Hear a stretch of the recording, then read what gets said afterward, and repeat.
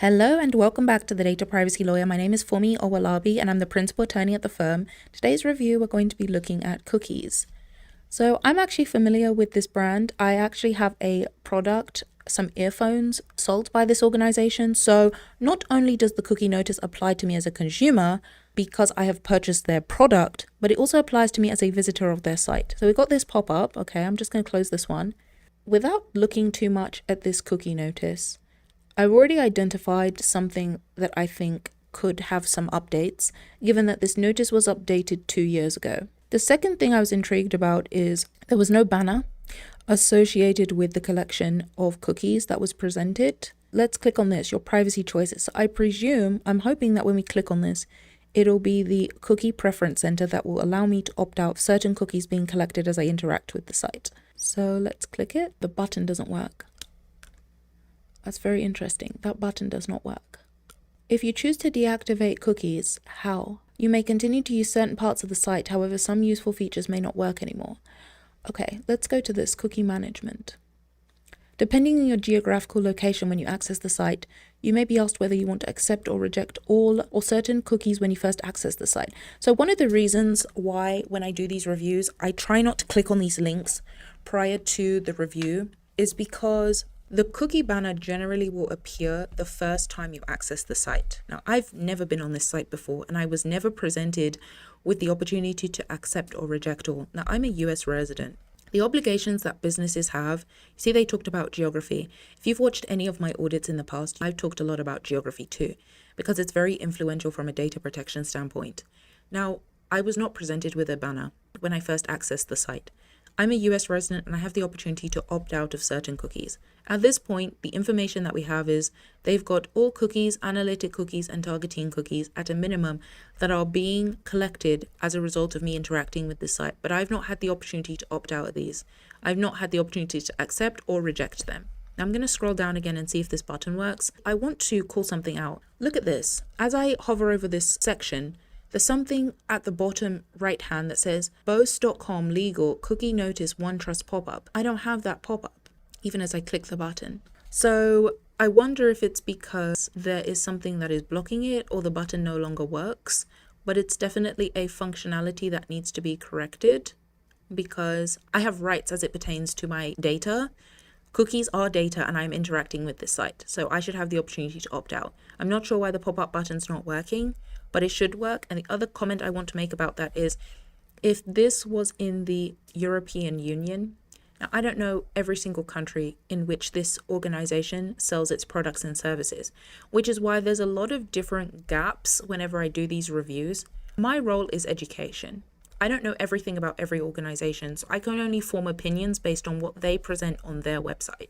There is a discussion here about cookie management, about the opportunity to accept or reject all. We've not been presented that. If you are saying something on your website, you need to make sure that there is a follow through when it comes to what is actually being done in practice. Some organizations will get themselves in trouble with regulators because they'll make representations on their website about what it is that they do with personal data, but it's not actually something that they're doing in practice.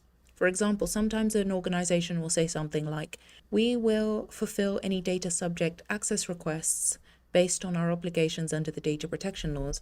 But in practice, people are asking for companies to delete their data or to restrict the processing of their personal data, and it's not being done.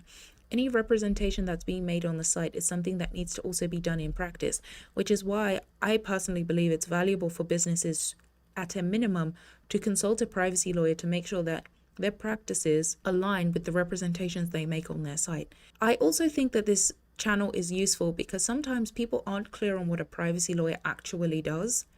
And I'm hoping that you are able to see the value in having one in your corner when it comes to your business, because without my personal data, this organization wouldn't have been able to sell me my headphones. They had to collect my name. They collected my email address when I purchased headphones.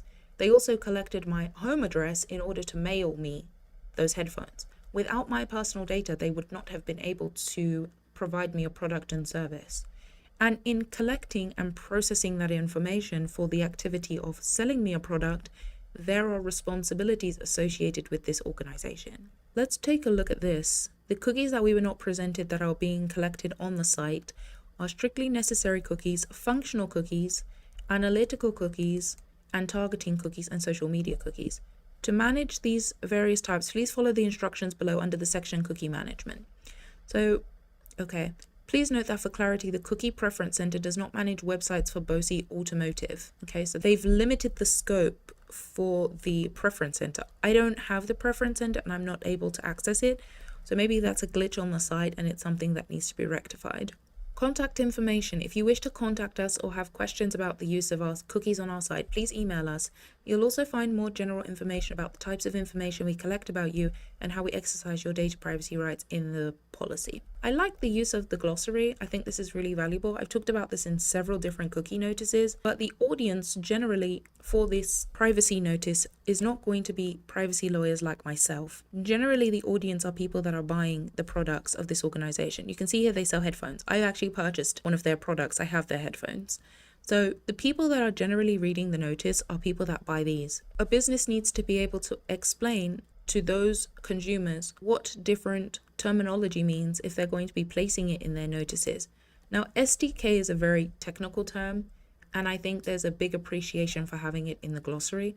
I also think it would be valuable to have additional terminology in that glossary.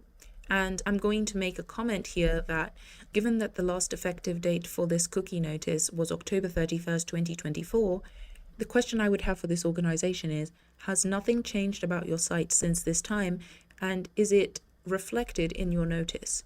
Meaning, the cookies that you have dictated or collected, are they still being collected in 2026? I also wonder if the reason why the privacy choice button does not work is because the cookies that are being dictated on the site are not indicative of what's happening in the shop. Something that I'm going to do going forward on this channel is we're going to look at previous reviews to see the updates that are made by organizations, because there should be a continual periodic review, not just of the notices that a business is placing on the site, but scanning the website to ensure that any representation related to analytical cookies, targeting cookies, or social media cookies, or all cookies in general, are still reflective in that preference center.